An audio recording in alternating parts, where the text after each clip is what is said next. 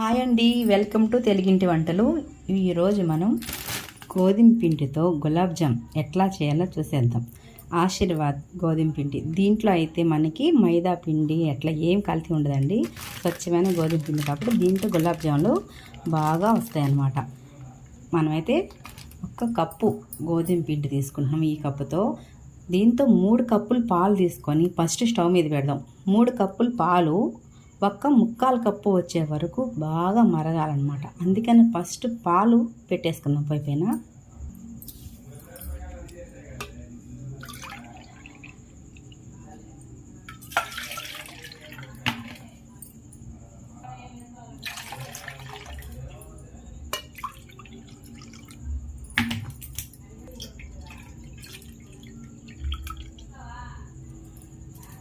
ఇవి స్టవ్ మీద పెట్టుకుందాం. స్టవ్ పైన పెట్టి ఇవి మరిగేదాకా కొంచెం అంటే ఈ 3 కప్పుల పాలు 1/4 కప్పు వచ్చే వరకు చిక్కగా మరగాలన్నమాట. అంటే మనం దీంట్లో మన మిల్క్ పౌడర్ అయితే అసలు వాడట్లేదు కాబట్టి ఇట్లా వేస్తే బాగుంటుంది అనమాట.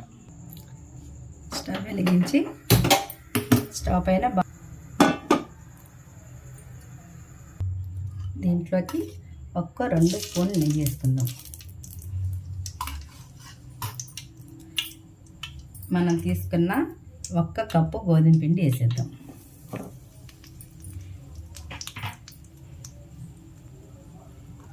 గోధుమ పిండిని ఇట్లా బాగా నెయ్యిలో కొంచెం దోరగా అంటే కొంచెం వేయించుకోవాలండి, మరీ వేగబడలేదు. 1-2-3 సెకండ్లు అట్లా సన్నగా మీడియంలో పెట్టుకొని స్టవ్ అంట ఇట్లా కొంచెం వేయించుకోవాలన్నమాట. ఇట్లా వేయించేసుకొని దీనిని కొంచెం చల్లార్చి మనం అప్పుడు కలుపుకోవాలి. గులాబ్ జాములు ప్యాకెట్ పౌడర్ అంటే మన దగ్గర గులాబ్ జామున్ పౌడర్ లేకపోయినా ఇంట్లో ఉండే ఆశీర్వాద్ గోధుమ పిండితోనే మనం ఇట్లా ఎంతో టేస్టీగా చేసుకొని పిల్లలకైతే గులాబ్ జామున్ చేసుకోవచ్చు అనమాట. చాలా బాగుంటుంది.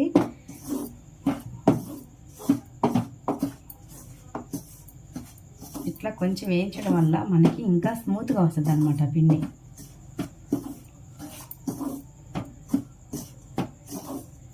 మీ దగ్గర ఆశీర్వాద్ గోధుమ పిండే చేయాలని కాదండి, మనం కొంతమంది గోధుమలు కూడా ఆడించి ఇంట్లో పెట్టుకుంటారు కదా, దాంతో కూడా చేసుకోవచ్చు. అంటే స్వచ్ఛమైన గోధుమ పిండి ఉంటే చాలు మనకి, అదే కావాలని కాదు. చాలామంది గోధుమలు ఆడించి కూడా ఇంట్లో చాలా చపాతీలు చేసుకుంటూ ఉంటారు కాబట్టి అట్లా అయినా సరే ఆ గోధుమ పిండితో ఇట్లా చేసుకోవచ్చు అనమాట. చిక్కటి పాలు కావాలన్నమాట. చిక్కటి పాలు కావాలంటే మనం ఎంత చిక్కటి తీసుకున్నా కూడా ఆ పాలు అయితే బాగా మరగాలి. 3 కప్పులు పాలు తీసుకుంటే 1 కప్పు కానీ తక్కువగా ఉండేటట్టుగా మరగనిస్తే మనకి ఇందులో వేస్తే అనమాట చాలా ఇవి స్మూత్గా ఎంతో రుచిగా వస్తాయి అనమాట. చూడండి, ఈ విధంగా అయితే సరిపోతుంది మనకి గోధుమ పిండి. తీసేసి పక్కన పెట్టి చల్లార్చుకుందాం. మనం స్టవ్ మీద అయితే ఇంకొక వైపు పాలు పెట్టుకున్నాం కదా, ఆ పాలు కూడా ఇట్లా బాగా మరగనేయాలన్నమాట. ఇప్పుడు పాలు ఇవి మనకి 3 కప్పులు కదండి, ఇవి బాగా మరగాలి. ఈ లోపు అయితే మనం పాకం పెట్టుకుందామండి, చక్కెర పాకం. మనం 1 కప్పు గోధుమ పిండి తీసుకున్నాం కదా, పాలు కూడా 1/4 కప్పు వచ్చే వరకు మరగనిచ్చాలి. ఇప్పుడు మనం 1 కప్పు చక్కెర, షుగర్ ఎక్కువ తినాలనుకునే వాళ్ళు ఇంకొక 1/2 కప్పు వేసుకోవచ్చు. ఇప్పుడు మనం ఇంకొక వైపు అది పెట్టేసుకుందాము చక్కెర. స్టవ్ వెలిగించుకొని మనం చక్కెర పాకం పెట్టుకుందాం. మనం తీసుకున్న 1 కప్పు గోధుమ పిండికి 1 కప్పు చక్కెర అన్నమాట. 1 కప్పు వాటర్. మనం దేంతో అయితే చక్కెర తీసుకున్నామో అదే కప్పుతో 1 కప్పు వాటర్ వేసుకుందాం. ఇది కొంచెం పాకం వచ్చే వరకు కలుపుకుందాం. దీంట్లో మనం కొంచెం యాలకుల పొడి వేసుకుందాం.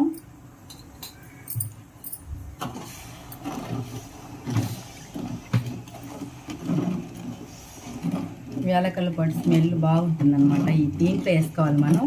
ఇది కొంచెం బాగా కొంచెం మన చేతికి అతుక్కొని తీగలా కాకుండా కొంచెం అతుక్కున్నట్టుగా ఉంటే సరిపోతుందండి పాకం అయితే. ఈలోపు మన పాలు మరిగిపోయినాయి. పాలు దించేసి కొంచెం చల్లారనిచ్చాక పిండి అయితే కలుపుకుందాం.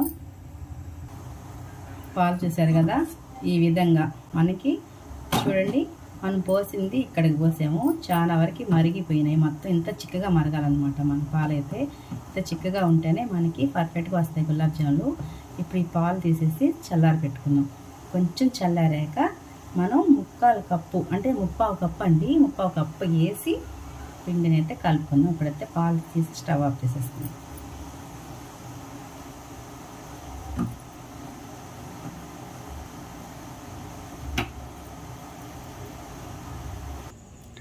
పాలైతే మనకి లైట్గా చల్లారినాయి, మరీ చల్లగా కాకుండా కొంచెం వెచ్చగా. చూడండి, మనం పోసిన పాలు ఈ విధంగా ఇంతవరకు వచ్చే వరకు మరగపెట్టుకోవాలన్నమాట. దీంట్లో 1 స్పూన్ నెయ్యి వేసుకుందాం, కొంచెం సోడా, బేకింగ్ సోడా వేసి పిండి మొత్తం బాగా ఇట్లా కలిపేసుకుందాము.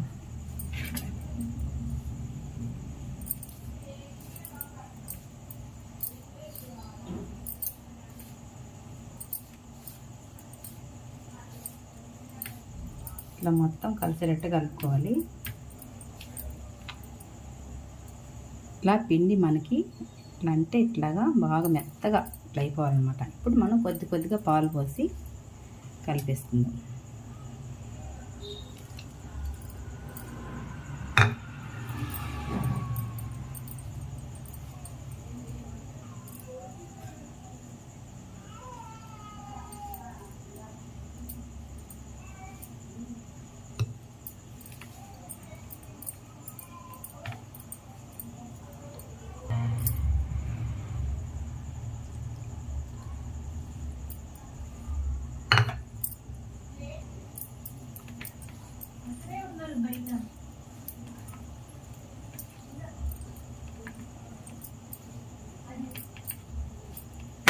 ఇంతేనండి, మనకి ఇంత బాగా మెత్తగా అయిపోయింది. దీన్ని రౌండ్ చేసేసుకుంటే సరిపోతుంది.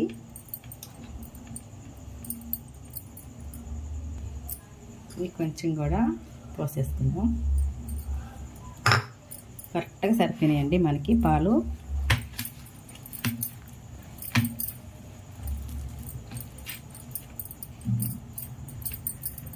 ఈ విధంగా ఇట్లా ఉండాలన్నమాట మనకి పిండి అయితే.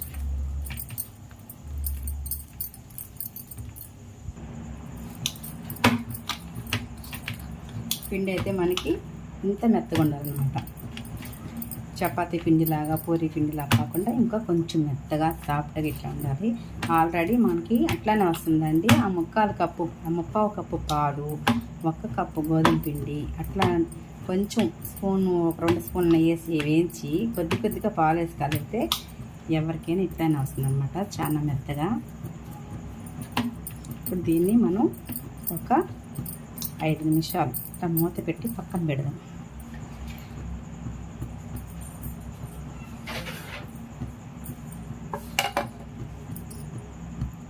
మనకి ఇదైతే గులాబ్ జామ్ పాకం వచ్చేసిందండి. అంటే మనకి తీగ పాకం కాకుండా మామూలుగా ఇట్లా చేతికి ఇట్లా కొంచెం అతుక్కుంటే సరిపోతుంది. ఈ విధంగా దీన్ని చల్లారకుండా ఒక మూతేసి పక్కన పెట్టుకుందాము. మనం ఆ ఉండలు చేసేసుకొని ఆ పిండిని ఫ్రై చేసి అది ఆయిల్ వేసుకొని ఆయిల్లో కొంచెం ఫ్రై చేసుకున్నామంటే కొంచెం బ్రౌన్ కలర్ వచ్చే వరకు వేయించుకొని దీంట్లో వేసుకుంటే ఎంతో టేస్టీ గులాబ్ జాములు మనకి రెడీ అయిపోతాయండి. ఇంట్లో ఉండే వాటితోనే ఎంతో రుచిగా చేసుకోవచ్చు అనమాట. ఈ విధంగా వస్తే సరిపోతుంది మనకి. అయితే ఇది పక్కన పెట్టుకుందాం మూత పెట్టేసి.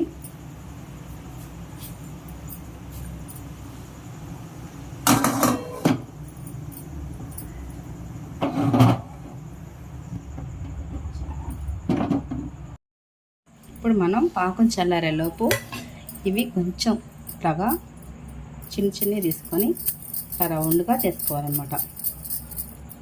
ఈ విధంగా చేసుకుంటే సరిపోతుంది అన్నమాట. అన్నీ ఇట్లా బౌల్స్లా చేసేసుకొని పక్కన పెట్టేసుకుందాం. ఈ విధంగా చేసుకుంటే మనకి కొంచెం పాకంలో వేసినప్పుడు కొంచెం పెద్దగా వస్తాయి అన్నమాట వేగినాక. ఈ విధంగా ఇట్లా రౌండ్గా చేసుకోవాలి.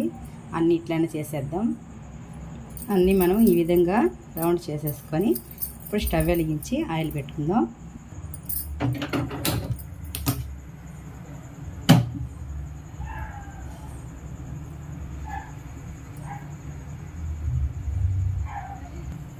ఆయిల్ అయితే మనకి వీటెక్కింది.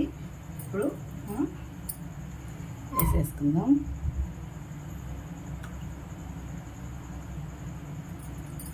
మరి ఆయిల్ ఎక్కువ వీటెక్కితే ఏంగానే మనకి కలర్ చేంజ్ అయిపోతుంది. ఇవైతే కొంచెం వేగవు.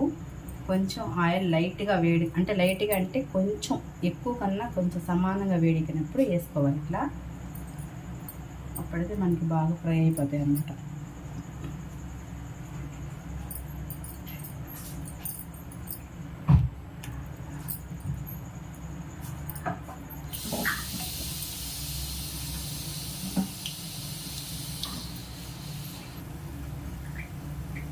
ఇట్లా వేయంగానే మనం అస్సలు కలపకూడదండి. కొంచెం వేగనిచ్చాక అప్పుడు తిప్పుకుందాం.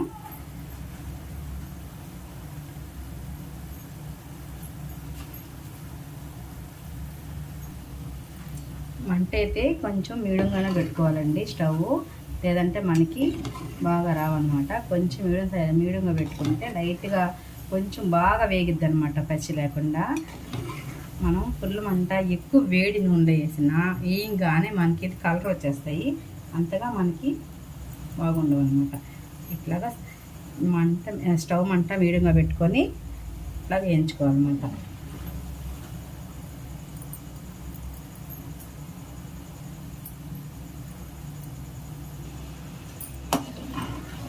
చూడండి మనకైతే కలర్ బాగా మారినాయి కదా. ఇప్పుడు ఇంకొక సెకండ్ ఉంచేసి మనం పెట్టుకున్న పక్కన పాకం పెట్టుకున్నాం కదండి, ఆ పాకం వేసేసుకోవడమే. ఈ విధంగా బట్టలపై అయిపోయినాయి కదండి. బాగా మనకి ఈ కలర్ వస్తే సరిపోతుంది.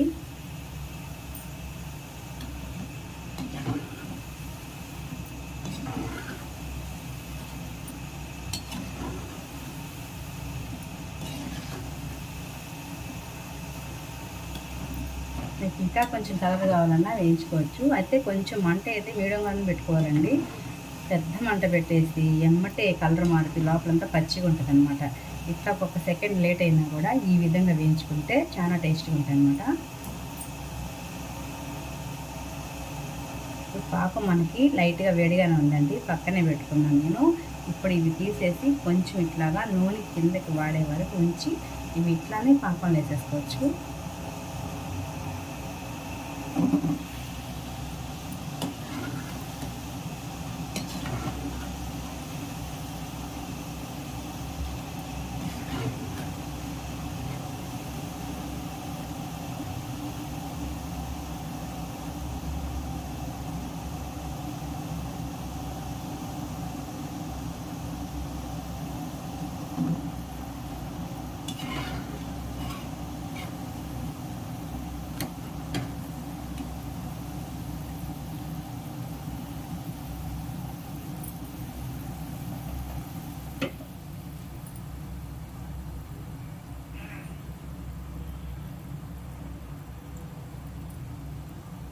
ఇట్లా మొత్తం తీసేసుకొని ఇంకా స్టవ్ ఆఫ్ చేసేసుకోవడమే. చాలా ఈజీగా అయిపోయింది కదండి, చాలా టేస్ట్గా కూడా ఉంటాయి అన్నమాట. తప్పకుండా మీరు కూడా మీ పిల్లలకి ఇట్లానే రెడీ చేసి పెట్టండి. ఇప్పుడు ఇవన్నీ పాకంలో వేసేస్తున్నా. మనం తీసుకున్న పాకంలో అన్నీ తీసి ఇట్లా వేసేసి ఒక గంట సేపైనా ఇట్లానే ఉంచేస్తామండి. ఒక గంట తర్వాత అయితే మొత్తం ఈ పాకం అంతా ఇది పీల్చుకొని చాలా బాగుంటాయి అన్నమాట. చూసారు కదండి, మనకైతే పాకం బాగా పీల్చేస్తుంది. 1 గంట అయితే కాదండి, 3 గంటలు టైం పట్టింది. 1 గంట తర్వాత నేను చూస్తే పాకం అయితే లోపల దాకా వెళ్ళలేదు. 3 గంటల తర్వాత చూస్తే బాగా వెళ్ళి చాలా జ్యూసీగా బాగున్నాయి అన్నమాట. మీరు కానీ మధ్యాహ్నం లంచ్లో కావాలనుకుంటే ఒక 10 గంటలకు అట్లా చేసి పెట్టేసుకున్నారంటే ఎంతో జ్యూసీగా గులాబ్ జామ్ రెడీ అయిపోతుంది. మా పిల్లలు అయితే రెడీగా ఉన్నారండి, ఎప్పుడెప్పుడు ఈ గులాబ్ జామ్ టేస్ట్ చేసేయాలని చెప్పి.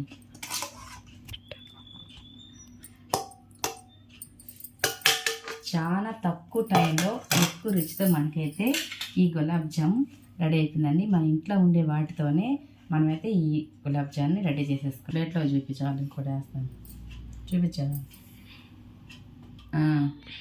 మా పిల్లలు అయితే రెడీగా ఉన్నారండి. వాళ్ళ కోసం ఇప్పుడు ఫస్ట్ వాళ్ళకి వేసి ఇచ్చేసేయాలి పిల్లలకి. చూసారు కదండి, మన ఇంట్లో ఉండే గోధుమ పిండితోనే మనం చాలా ఈజీగా అయితే చేసేసుకున్నాం. చూడండి లోపల కూడా ఎంత జ్యూసీగా ఎంత బాగా వచ్చిందో మనకి. చూసారు కదా ఇట్లా నొక్కుతుంటే మనకి